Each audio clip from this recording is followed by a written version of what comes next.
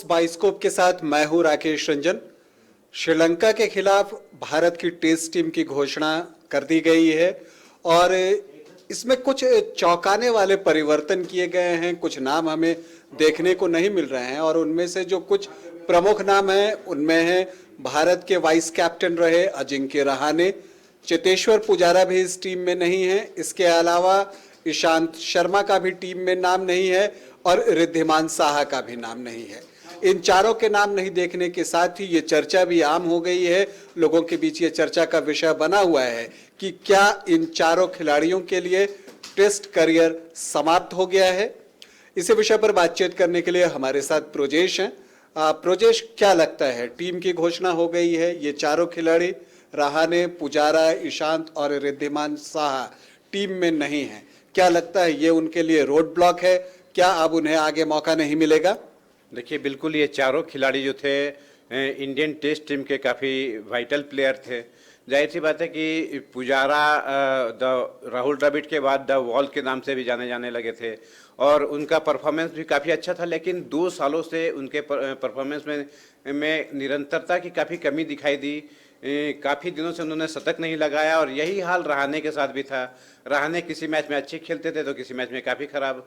तो Indian selector अभी चाह रहे थे कि भाई इंडियन सॉइल पे जो मैच है उनमें इन प्लेयरों के जगह की पे कोई नए प्लेयरों को मौका दिया गया कि चलिए इनका भी एक एज भी हो गया है और साथ में इनका परफॉर्मेंस काफ़ी ख़राब था, तो उसको देखते हुए इन लोगों को रिप्लेस किया गया। साथ में ईशांत शर्मा काफ़ी बड़े नाम थे, कपिल देव के बाद 100 टेस्ट खेलने वाले दूसरे फास्ट बॉलर थे। तो ईशांत शर्मा भी काफ़ी कंसिस्टेंट नहीं थे। साउथ अफ्रीका के मैच में भी उन्हें खिलाया गया था लेकिन उनका परफॉर्मेंस वहाँ पे भी उतना अच्छा नहीं था।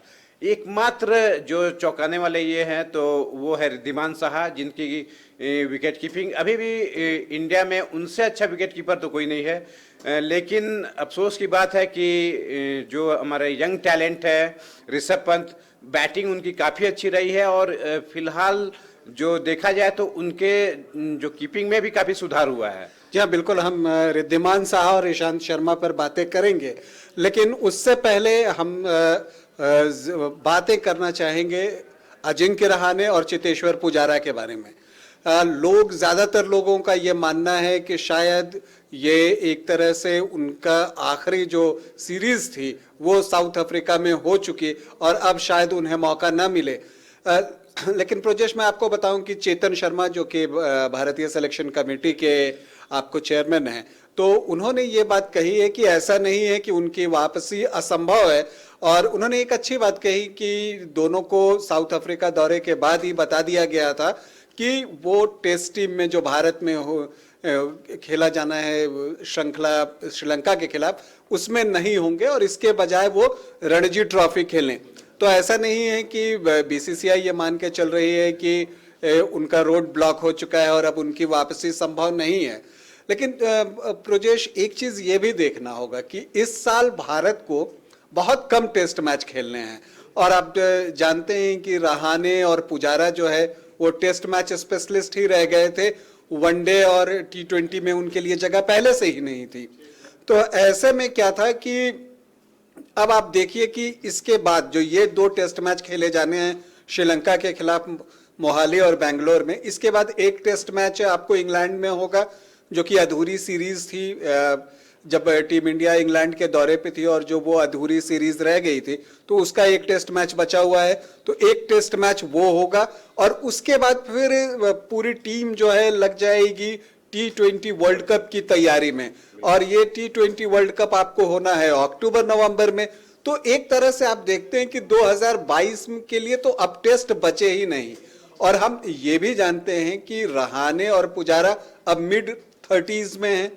तो मिड-30s में होने के वजह से उनके पास अब समय उतना नहीं है, उम्र उन पर एक हावी हो सकती है। तो इस स्थिति में उनके लिए वापसी मुश्किल होगी। जी बिल्कुल, जिस तरह से इंडियन सेलेक्टर ने कहा कि वे रणजी ट्रॉफी खेलकर अपने फॉर्म को वापस लाएं, तो जाहिर सी बात है कि रहाणे ने तो पहले मैच में ही सेंचुरी मारकर फॉर्म वापसी के संकेत दिए, लेकिन उसके ठीक विपरीत चेतेश्वर पुजारा 0 पर आउट हो गए। तो ये काफ़ी पुजारा के लिए भी एक सेटबैक है कि रणजी ट्रॉफी में भी वो रन नहीं मार पाए, और इससे पहले भी जब टेस्ट मैच खेल रहे थे तो काफ़ी क्रूशियल समय पे, खास करके साउथ अफ्रीका दौरे पर चेतेश्वर पुजारा और अजिंक्य रहाणे का फॉर्म में ना होना काफ़ी बड़ा सेटबैक था इंडियन टीम के लिए, क्योंकि साउथ अफ्रीका जैसी जो कमज़ोर टीम थी उसके अगेंस्ट में भी इंडियन टीम पहली बार एक ऐसा मौका बना था कि साउथ अफ्रीका में जाके साउथ अफ्रीकन टीम को हराए, लेकिन वो भी नहीं कर पाई। तो एक चिंता का विषय था, और सेलेक्टर भी कुछ नाराज थे इन लोगों से कि ये एकदम फॉर्म में नहीं है, काफ़ी दिनों से फॉर्म में नहीं चल रहे थे, तो उसका एक बड़ा कारण हो सकता है कि इन्हें मौका नहीं मिला। साथ में इंडियन सॉइल पे खेलने का भी एक खामियाजा इन्हें भुगतना पड़ रहा है कि नए जो प्लेयर है उन्हें एक मौका मिल रहा है इनकी जगह पे। तो नहीं, खामियाजा जैसी बात मुझे नहीं लगती कि ये है। आपने परफॉर्म नहीं किया, टीम गेम है। आप मिडिल ऑर्डर में प्रमुख खिलाड़ी थे, चाहे चेतेश्वर पुजारा हो, अजिंक्य रहाणे हो, विराट कोहली भी उसमें इंक्लूडेड है। विराट का भी पिछले 2 साल का परफॉर्मेंस बहुत अच्छा नहीं रहा, लेकिन उनमें अभी काफ़ी क्रिकेट है बची हुई है, इसमें किसी को कोई संदेह नहीं है। लेकिन अगर आप अजिंक्य रहाणे और चेतेश्वर पुजारा की बात करते हैं, आप मिडिल ऑर्डर के प्रमुख स्तंभ थे, और जब आप दोनों फ्लॉप होते थे तो ओपनिंग विकेट गिरता था, 3 4 5 बस आयाराम गैराम जैसी स्थिति हो जाती थी कि तू चल मैं आया की तर्ज पर आते जाते रहते थे। तो इससे टीम पर एक अतिरिक्त दबाव पड़ता है, और उससे टीम का प्रदर्शन प्रभावित हो रहा था। तो ये चयनकर्ताओं के लिए कंसर्न का विषय था, और मुझे लगता है कि चयनकर्ताओं ने इस बात को गंभीरता से लिया, और ये एक अच्छी बात की प्रोजेश कि इन खिलाड़ियों को साउथ अफ्रीका दौरे के बाद ही बता दिया गया कि आप हमारे प्लान का हिस्सा नहीं है। जो 2 टेस्ट मैचों की सीरीज श्रीलंका के खिलाफ होनी है, आप रणजी ट्रॉफी जाकर खेलें। जैसा कि आपने कहा कि सौराष्ट्र के खिलाफ अजिंक्य रहाणे ने शतक के साथ रणजी ट्रॉफी मैच खेला है, पुजारा बिना रन बनाए आउट हो गए, और रिद्धिमान साहा और ईशांत शर्मा ने रणजी ट्रॉफी के पहले मुकाबले को स्किप किया है, वो नहीं खेले हैं। तो हम एक बार आते, और अगर हम प्रदर्शन की बात करें दोनों की, तो देखिए रहाणे ने जो आखिरी 16 टेस्ट मैच खेले हैं जिसमें 29 इनिंग थे, 683 रन बनाए, और एवरेज उनका सिर्फ 24.39 का है। जबकि चेतेश्वर पुजारा ने 17 टेस्ट मैच खेले, उसमें 32 इनिंग में बल्लेबाजी की, 849 रन बनाए, और उनका औसत 27.39 का है। तो अगर आप इनके आखिरी 16 और 17 मैचों का प्रदर्शन देख रहे हैं, तो आप देख रहे हैं कि वो किसी प्रमुख बल्लेबाज का एवरेज नहीं हो सकता। बिल्कुल, इससे ज्यादा रन तो जो बॉलिंग ऑलराउंडर होते हैं वो बनाते हैं, उनका औसत इनसे बेहतर होता है। तो ये सही बात है कि आखिर आपको कितने दिन मौका दिया जाए, और मुझे लगता है चयनकर्ताओं ने ये बात इनको बताई। लेकिन इनकी वापसी भी आसान नहीं है, जैसा कि मैं बार बार कह रहा हूं कि एक तो मौके कम बचे हैं, दूसरी बात यह है कि अगर जिन खिलाड़ियों को इनकी जगह पर मौका दिया जा रहा है, चाहे हनुमा विहारी खेलें, श्रेयस अय्यर खेलें, कोई भी खिलाड़ी अगर वो रन बना देता है तो क्या चयनकर्ता उन्हें बाहर कर कर इन्हें शामिल करेंगे टीम में? पहले की स्थिति होती तो हो सकता था, लेकिन अब की स्थिति में जबकि आप बाहर किए गए हैं, ऐसे में वापसी आसान नहीं है। तो इन चीजों पर भी बहुत कुछ निर्भर करेगा कि जिन यंगस्टर्स को मौका मिल रहा है इन दोनों की जगह पे, वो कैसी बल्लेबाजी करते हैं। इसमें कोई दो राय नहीं कि चेतेश्वर पुजारा और अजिंक्य रहाणे ने का जो करियर रहा है वो बहुत लाजवाब रहा है, और उन्होंने भारतीय क्रिकेट की बहुत सेवा की है, खास करके टेस्ट मैचेस में। लेकिन ये भी सही है कि पिछले 2-3 सालों से दोनों का बल्ला बहुत खामोश रहा है, और इक्की दुक्की अच्छी पारियां ही उनके बल्ले से निकली हैं, और इसका असर ये हुआ है कि टीम इंडिया जो है एक अनड्यू प्रेशर में आ जाती है, और लगातार 2-3 विकेट गिरने की वजह से जो विपक्षी टीम होती है उसको हावी होने का मौका मिलता है। साथ में इनके बॉलिंग जो बैटिंग जो पोजीशन है उसमें 1 डाउन आते हैं चेतेश्वर पुजारा और 3 डाउन आते हैं अजिंक्य रहाणे, तो दोनों काफी इंपॉर्टेंट पोजीशन है, और इस पोजीशन पे आकर अगर आप रन नहीं बनाते हैं तो ये टीम के लिए काफी चिंतनीय विषय है। या बिल्कुल, अब मिडिल ऑर्डर में 3 4 5 6 3 पर पुजारा, 4 पे कोहली, 5 पे रहाणे, और 6 पे आपको ऋषभ पंत खेल रहे थे। अब इसमें क्या होता था कि इधर तीनों का फॉर्म खराब रहा, ऋषभ पंत बीच में 1-2 पारियां खेल जाते थे, तो बिल्कुल मध्यक्रम जो है ना वो भर भरा के गिर जाता था, और फिर सारी जिम्मेदारी टैलेंडर्स पे आ जाती थी कि टैलेंडर्स टीम को लेकर आगे बढ़े। तो ये दबाव टीम इंडिया नहीं झेलना चाहती थी और मुझे लगता है कि मिड 30s में होने की वजह से भी उन्हें लगा होगा कि हाँ, अब हमें नए खिलाड़ियों को आजमाना चाहिए। और मुझे लगता है कि ये कोई गलत नहीं है। ये क्रिकेट का आप अगर इतिहास देखते आए तो ऐसा होता है, बड़े खिलाड़ी जाते हैं, उनके जगह नए खिलाड़ी आते हैं और अगर वो प्रदर्शन करते हैं तो टीम में बने रहते हैं। लेकिन एक बात और भी मैं कहूंगा कि अजिंक्य रहाणे और चेतेश्वर पुजारा क्लास प्लेयर हैं और अगर वो रणजी ट्रॉफी में लगातार अच्छा प्रदर्शन करते हैं, एक दो पारियों से तो कुछ नहीं होने वाला प्रोजेश, तो अगर ये लगातार स्कोर करते हैं, सेंचुरीज पे सेंचुरीज लगाते हैं, तब हो सकता है कि चयनकर्ता इनकी तरफ ध्यान लगाएं। फिलहाल तो मुझे लगता है कि ये चयनकर्ताओं, बीसीसीआई और टीम के प्लानिंग का हिस्सा नहीं है। बिल्कुल। और इसके अलावा जो भी नए प्लेयरों को मौका मिल रहा है, जैसे श्रेयस अय्यर ने अपने पहले ही मैच में साउथ अफ्रीका दौरे पर सेंचुरी मारी, इसके अलावा हनुमा विहारी ने भी काफ़ी अच्छा परफॉर्मेंस किया था, उसके बावजूद उन्हें टीम से बाहर होना पड़ा था। तो यही कारण है कि इंडियन सॉइल पे जाहिर सी बात है कि चेतेश्वर पुजारा और रेहाने का जो प्रदर्शन था वो इंडियन टीम को काफ़ी बूस्ट करता था। ओवरसीज में भी चेतेश्वर पुजारा और रहाणे का प्रदर्शन काफ़ी अच्छा था और उस नज़रिए से देखा जाए तो हमारे जो टैलेंटेड जो प्लेयर हैं, अगर उन्हें मौका मिलता है और वो भी बाहर में परफॉर्म करते हैं जिस तरह से श्रेयस अय्यर और हनुमा विहारी ने साउथ अफ्रीका दौरे पर कर दिखाया है, तो इनके लिए राह काफ़ी मुश्किल हो सकती है।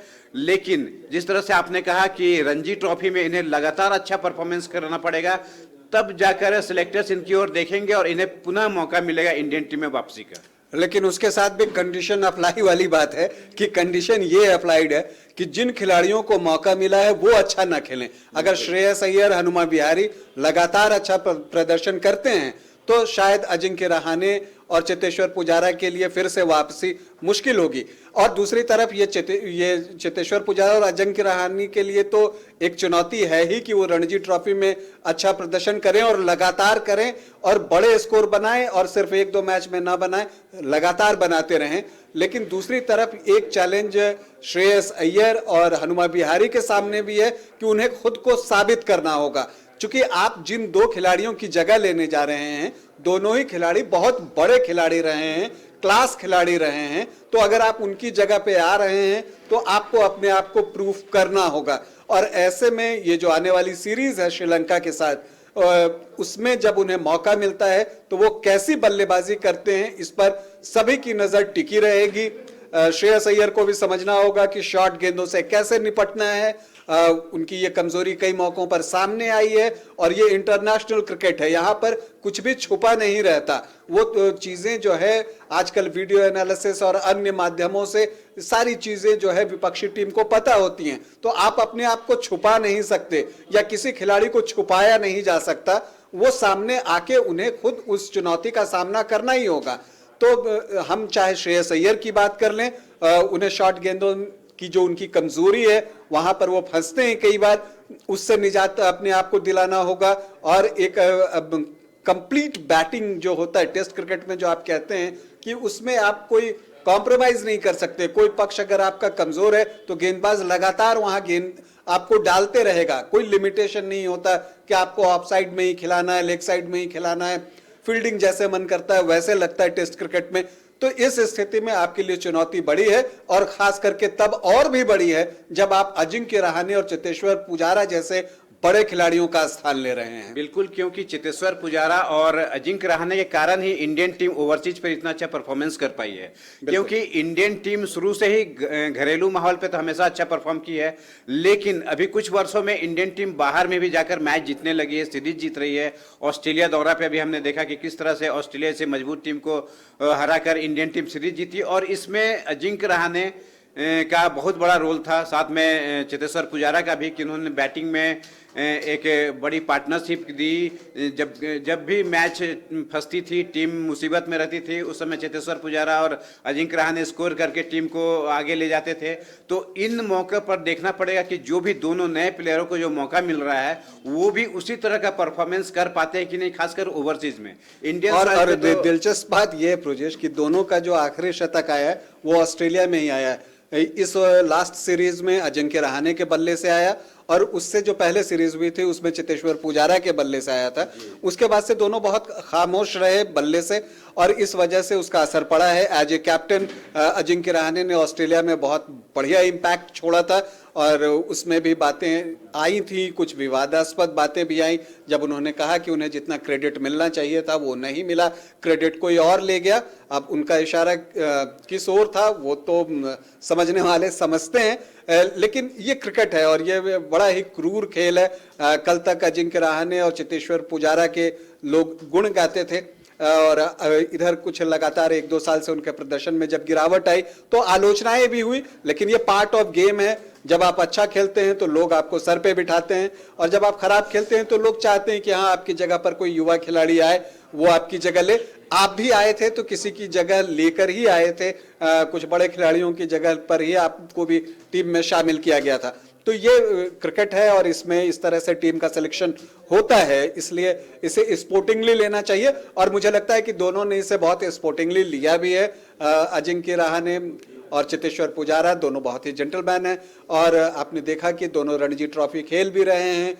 रहाणे ने पहला शतक भी लगा लिया रणजी ट्रॉफी में इस बार और मुझे लगता है कि आगे वो परफॉर्म करेंगे। दोनों के लिए, दोनों को हम भविष्य की शुभकामनाएं देते हैं कि वो लगातार अच्छा प्रदर्शन करें और फिर से उनकी वापसी हो टीम में। ये बात तय है प्रोजेश कि दोनों को खेलते हुए देखना एक सुखद अनुभव रहता है और हम चाहेंगे कि वो इस तरह का प्रदर्शन करें कि फिर से उनकी वापसी हो और वो अच्छा खेलें। हालांकि रास्ता उनके लिए आसान नहीं होगा, रास्ता मुश्किल है और बहुत कुछ इस बात पर भी निर्भर करेगा कि श्रेयस अय्यर और हनुमा विहारी जैसे युवा खिलाड़ी, इसके बाद आपको सूर्य कुमार यादव बाहर बैठे हुए हैं, तो जो भारत का जो बेंच स्ट्रेंथ है वो बहुत ही स्ट्रांग रहा है और तो डोमेस्टिक क्रिकेट भी बहुत, उसका जो सेटअप है वो बहुत स्ट्रांग है, तो खिलाड़ी निकलते रहते हैं। तो इस तरह से हम देखते हैं ईशांत शर्मा ने भी सेवा दी, लेकिन अब लगता है कि उन पे एक इस उम्र में पहुंच गए थे, उनकी गति में भी थोड़ी कमी आई है, तो ईशांत शर्मा के लिए भी जगह बनाना मुश्किल हो गया था।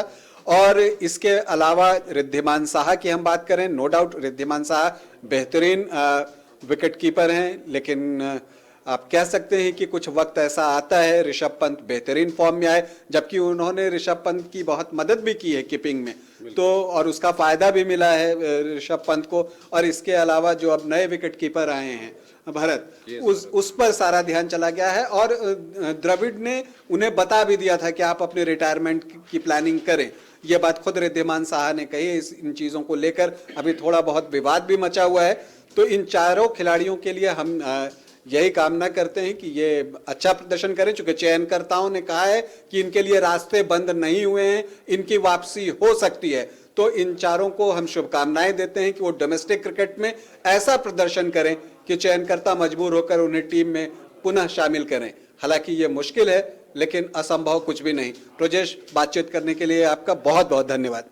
Thank you.